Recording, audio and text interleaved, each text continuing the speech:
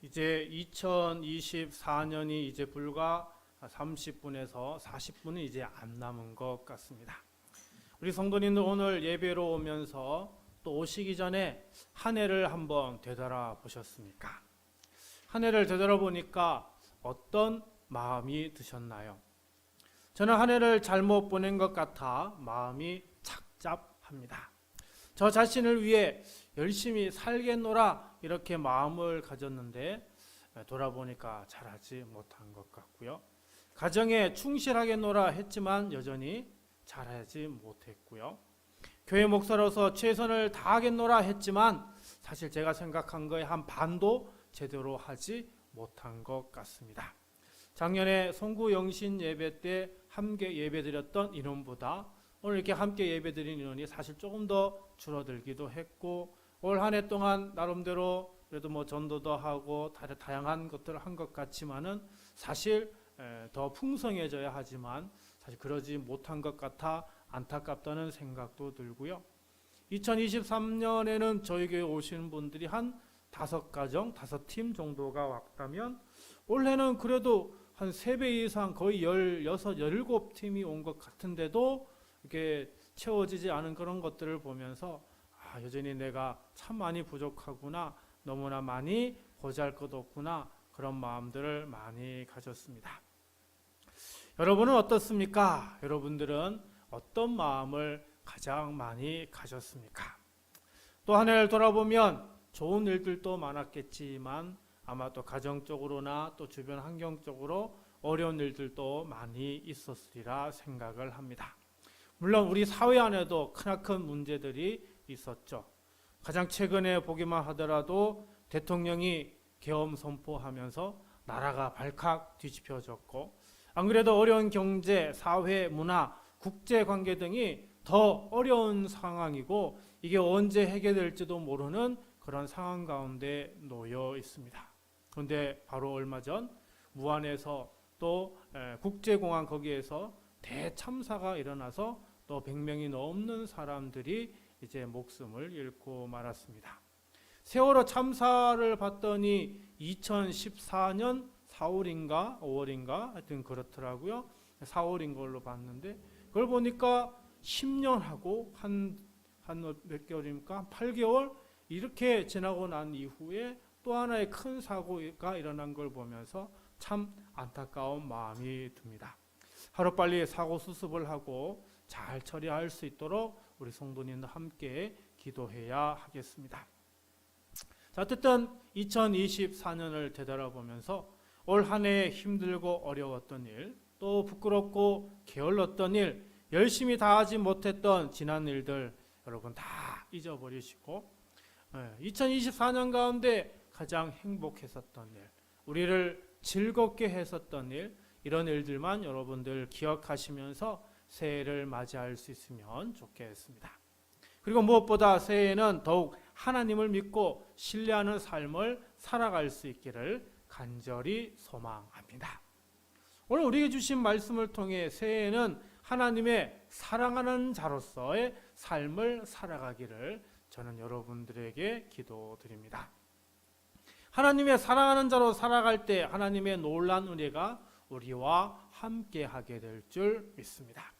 그러면 유다가 전하는 하나님의 사랑하는 자가 새해에는 어떤 모습으로 삶을 살아가야 할까? 우리 유다서 1장 20절로 21절 말씀을 다시 한번 읽도록 하겠습니다.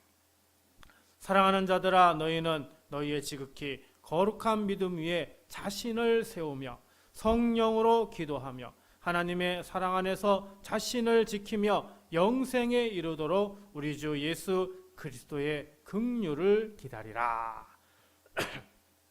자, 오늘 유다서 1장 20절부터 21절 말씀을 보면은 유다가 4가지로 권면을 하고 있는 것을 볼 수가 있습니다. 그래서 이 4가지를 아주 간략하게 설명하면서 이 시간 함께 지혜를 나누고 은혜를 나누는 시간 갖고자 합니다.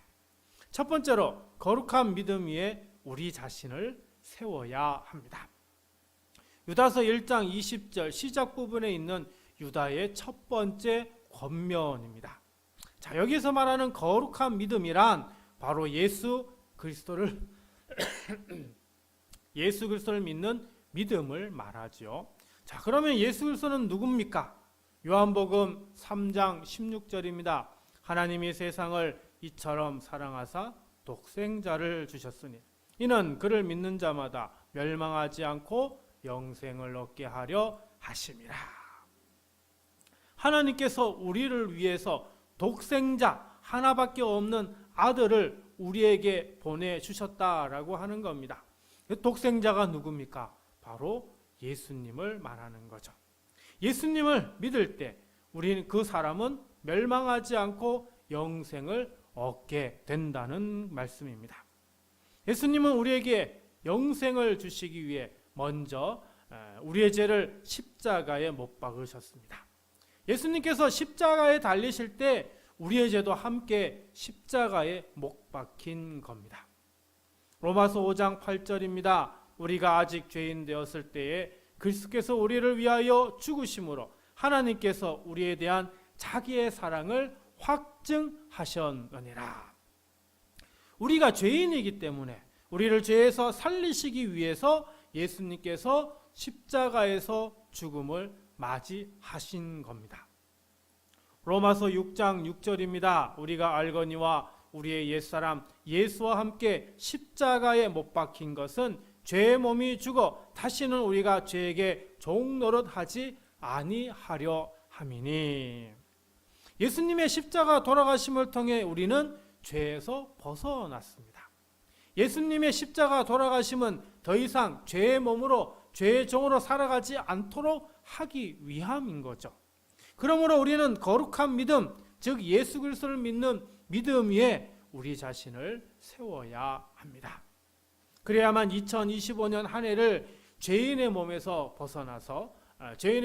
벗어나지 못하는 삶이 아니라 예수 그리스도 보혈의 피로 의인이 되어 죄에서 완전히 벗어난 삶을 살아가야 하기 때문입니다.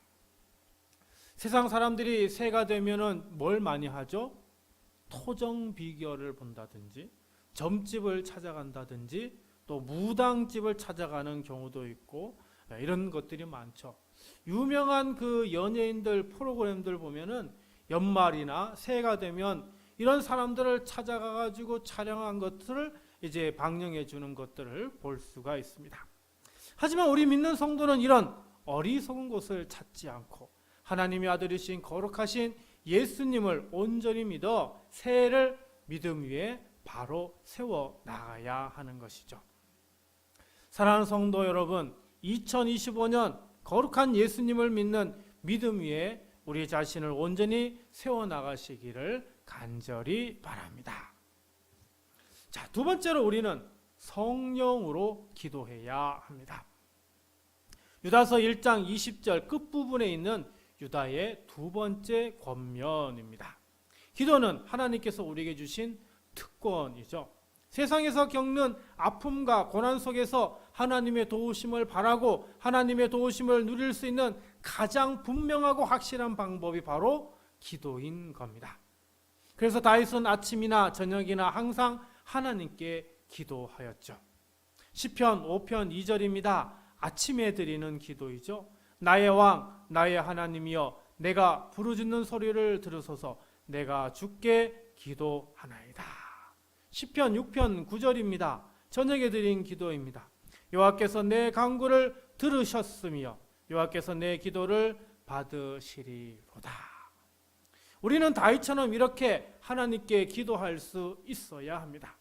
아침에 하나님께 기도해야 되고 저녁에 하나님께 기도해야 되고 우리의 일상생활 가운데 늘 항상 기도하며 살아가야 합니다. 왜냐하면 기도는 하나님께서 우리에게 주신 특별한 특권이기 때문입니다. 그러나 안타깝게도 우리는 이 세상에 살다 보니 다윗처럼 기도하지 못하고 살아갑니다. 세상이 우리를 바쁘게 하고 우리를 힘들게 하고 우리를 어렵게 하기 때문에 또 우리 자신이 미련하고 게을러서 기도하기를 잊어버리고 망각하기 때문입니다. 다시 말하면 우리 혼자서의 힘으로는 기도의 특권을 제대로 누리지 못한다라고 하는 것이죠. 여러분, 얼마나 열심히 기도하고 있습니까? 정말 진심을 다해 하루에 어느 정도 시간을 할애해서 진정으로 하나님께 기도하고 있습니까? 기도하지 못하는 때가 얼마나 많으십니까? 그러면 우리는 어떻게 해야 될까요? 우리가 하나님께 더욱 기도할 수 있도록 도우시고 함께 하시는 분이 있다고 말씀하죠. 그분이 누굽니까? 바로 성령님, 성령 하나님인 겁니다. 로마서 8장 26절로 27절입니다. 이와 같이 성령도 우리의 연약함을 도우시나니 우리는 마땅히 기도할 바를 알지 못하나 오직 성령이 말할 수 없는 탄식으로 우리를 위하여 친히 간구하시느니라. 마음을 살피시는 이가 성령의 생각을 아시나니 이는 성령이 하나님의 뜻대로 성도를 위하여 간구하심이니라. 아멘. 성령님은 우리의 마음을 아신다라고 말씀합니다. 성령님은 우리의 마음속에 그 연약함을 아신다라고 하는 겁니다. 성령님은 우리가 누군가를 의지하고 누군가를 붙들고자 하는 이런 연약한 마음 모든 것들을 알고 계신다라고 하는 것이죠. 그래서 우리가 기도할 수 있도록 성령님이 우리를 도와주실 수 있는 것입니다. 그래서 사도 바울은 에베소서 6장 18절에 모든 기도와 간구를 하되 항상 성령 안에서 기도하고 이를 위하여 깨어 구하기를 항상 힘쓰며. 우리가 기도할 때 어떻게 해야 된다고요? 항상 성령 안에서 기도해야 한다는 겁니다. 성령 안에서 기도하기 위해서 우리가 어떻게 해요? 깨어 있어서 기도해야 한다라고 하는 것입니다. 그러면 우리가 기도할 때 먼저 성령님이 함께 하시도록 기도해야 되겠죠. 성령님의 도우심을 받아 기도를 할 수 있도록 성령님 나에게 임하셔서 나의 입술과 나의 생각과 나의 마음을 주장하시고 내 마음을 아시오니 내 마음이 정말 원하는 것 그리고 하나님의 원하시는 대로 기도할 수 있도록 도와달라고 기도해야 하는 것입니다. 성령님 함께하여 주소서. 성령님 우리의 기도를 들어주소서. 성령님 죄송합니다. 성령님 우리의 기도에 불이 붙게 하소서. 성령님 우리 기도를 하나님이 들으실 수 있도록 도와주옵소서. 성령님 우리의 기도를 아시오니 친히 기도하여 주옵소서. 사랑하는 성도 여러분, 혼자 기도하지 마십시오. 성령님과 함께 기도하시기 바랍니다. 성령님이 친히 우리를 위하여 간구하시는 그 은혜를 이제 2025년에는 온전히 누릴 수 있기를 바랍니다. 성령님이 함께 기도하는 그 기도를 통하여서 하나님께서 우리의 기도에 더 많은 응답을 주실 줄 믿습니다. 세 번째로 하나님의 사랑 안에서 자신을 지켜야 합니다. 유다서 1장 21절 시작 부분에 있는 유다의 세 번째 권면입니다. 하나님의 사랑 안에서 자신을 지키라. 자, 이 말씀은 하나님께서 우리를 사랑하신다는 것을 확신하고 믿어야 한다는 것을 얘기를 해주죠. 성경은 전체를 통해 우리에게 전하는 핵심 말씀이 뭐라고 얘기했죠? 하나님은 사랑이시라. 다시 말하면 하나님께서 우리를 사랑하신다라고 하는 것. 이것이 바로 핵심인 것이죠. 말씀을 찾아볼까요? 스바냐 3장 17절입니다. 너희 하나님 여호와가 너희 가운데에 계시니 그는 구원을 베푸실 전능자이시라. 그가 너로 말미암아 기쁨을 이기지 못하시며 너를 잠잠히 사랑하시며 너로 말미암아 즐거이 부르며 기뻐하시리라 하리라. 아멘. 자, 하나님께서 우리를 사랑하시는데 어떻게 사랑하신다고요? 잠잠히 사랑하신다라고 얘기합니다. 잠잠히 사랑한다는 것은 뭐 시끌벅적하게 막 어떤 그 뜨겁게 연애하는 그런 사람처럼 사랑하는 것이 아니라 알게 모르게 그러나 이후에 봤을 때 진정한 사랑을 내가 받았구나를 깨달을 수 있게 해주는 그런 사랑을 바로 잠잠히 사랑이라고 하는 것이죠. 또 하나님께서 우리를 사랑하셔서 우리로 인하여 어떻게 해요? 즐거워하고 기뻐하신다라고 하는 것입니다. 그리고 우리를 사랑하시는 그 하나님이 누구와 함께 계신다고요? 우리와 함께 하시는데 우리 가운데 함께 하신다 말씀하고 있고요. 그리고 그 우리를 사랑하신 하나님이 바로 우리를 구원하여 주실 것이다. 구원을 베푸실 전능자가 되신다. 이렇게 고백하고 있습니다. 또 요한일서 4장 9절입니다. 하나님의 사랑이 우리에게 이렇게 나타난 바 되었으니 하나님이 자기의 독생자를 세상에 보내심은 그로 말미암아 우리를 살리려 하심이라. 하나님이 우리를 사랑하시어 이렇게 특별하게 보여주셨는데 그것이 바로 뭐라고요? 하나님의 독생자라고 하는 것입니다.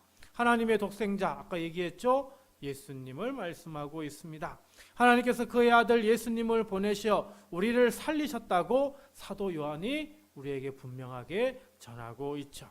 자, 이처럼 성경은 하나님이 우리를 사랑하신다라고 하는 것을 계속해서 전하여 주고 있습니다.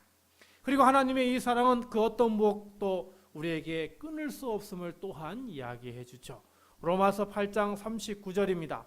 높음이나 깊음이나 다른 어떤 피조물이라도 우리를 우리 주 그리스도 예수 안에 있는 하나님의 사랑에서 끊을 수 없으리라.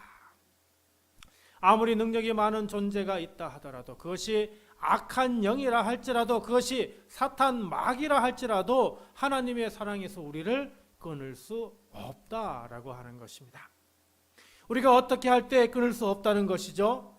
우리 주 예수 그리스도 안에 있을 때 하나님이 그 사랑 안에서 우리를 끊을 수 없다라고 하는 것입니다. 그러므로 새해에도 예수 그리스도를 믿는 믿음을 통해서 하나님의 사랑 안에 거하여서 악한 마귀의 유혹과 시련을 다 물리치고 이기시며 살아가는 그런 우리 모두가 되어야 하겠습니다. 마지막 네 번째로 예수 그리스도의 긍휼을 기다려야 합니다. 유다서 1장 21절 뒷부분에 있는 이제 유다의 마지막 권면입니다. 예수 그리스도의 긍휼을 기다리라. 예수 그리스도의 긍휼. 예수 그리스도의 긍휼이 무엇일까요? 마태복음 9장 13절입니다. 너희는 가서 내가 긍휼을 원하고 제사를 원하지 아니하노라 하신 뜻이 무엇인지 배우라. 나는 의인을 부르러 온 것이 아니요 죄인을 부르러 왔노라 하시니라. 자, 예수님께서 이 땅에 오신 이유가 뭐라고요? 자기 자신을 의인으로 생각하는 사람을 부르러 온 것이 아니라고 합니다. 그러면 누구를요? 자기 자신을 죄인으로 여기는 사람을 부르러 오셨다 말씀하고 있습니다. 자기 자신을 의인으로 생각하는 사람은 뭐예요? 자기가 잘났다고 생각하는 교만한 사람들을 이야기를 합니다.